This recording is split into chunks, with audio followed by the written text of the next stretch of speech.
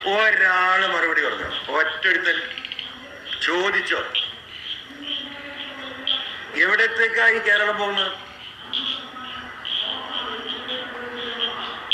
മുസ്ലിങ്ങൾ പന്നികളെ പോലെ പെറ്റുകൂട്ടുകയാണ് എന്ന് പറഞ്ഞാൽ എന്റെ ഉമ്മീന്റെ വല്യമ്മീൻ ഇവിടെ ഇരിക്കുന്ന നിങ്ങളുടെയൊക്കെ ഉമ്മമാരിവിടെ പന്നികളെ പോലെ പെറ്റുകൂട്ടിന.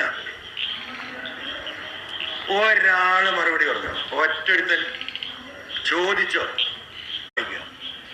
അപ്പൊ നോക്കുമ്പോ വെള്ളാപ്പള്ളിയുടെ ഏട്ടനും അനിയനും പങ്ങളുമായിട്ട് 12 മക്കളെ വെള്ളാപ്പള്ളിന്റെ അമ്മ പ്രസവിച്ചു.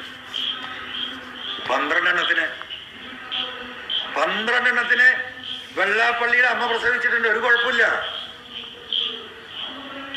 വെള്ളാപ്പള്ളിയിലെ അച്ഛനും അമ്മക്കുമായി 12 മക്കളുണ്ട്.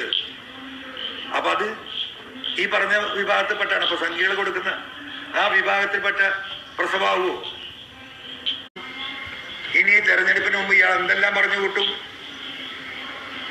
ഒരു കേസ് എടുക്കാൻ ധൈര്യം ഉണ്ടായോ? ഉണ്ടായില്ലല്ലോ. അപ്പൊ തന്നെ വാസവം പോയിട്ട് പോലീസ് ചെയ്യല്ലേ. ആലപ്പുഴയിൽ നിന്ന് പൂമാല മുഖ്യമന്ത്രി ചാർത്തി കൊടുക്കുന്നു.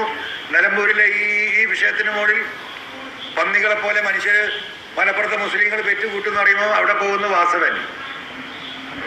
ഇവിടെയാണ് വിഷയം. ഇനി അതൊക്കെ പോട്ടെ, എന്താ പ്രതിപക്ഷ നേതാവിനെ കുറിച്ച് പറഞ്ഞു? എല്ലാ അതിരുകളും ലംഘിച്ചില്ലേ? പരമപന്നൻ.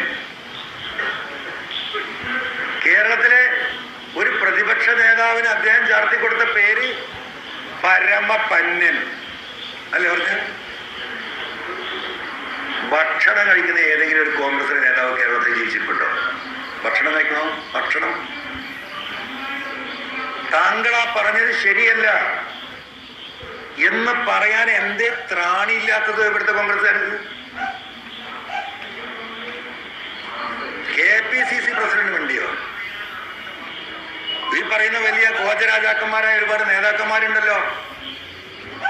ഒരാള് പറഞ്ഞോ വെള്ളാപ്പള്ളി നിങ്ങൾ ആ പറഞ്ഞത് ശരിയായില്ല? ഒരാള് മറുപടി പറഞ്ഞു? ഒറ്റൊരുത്തൻ ചോദിച്ചോ? എവിടത്തേക്കായി കേരളം പോകുന്നത്?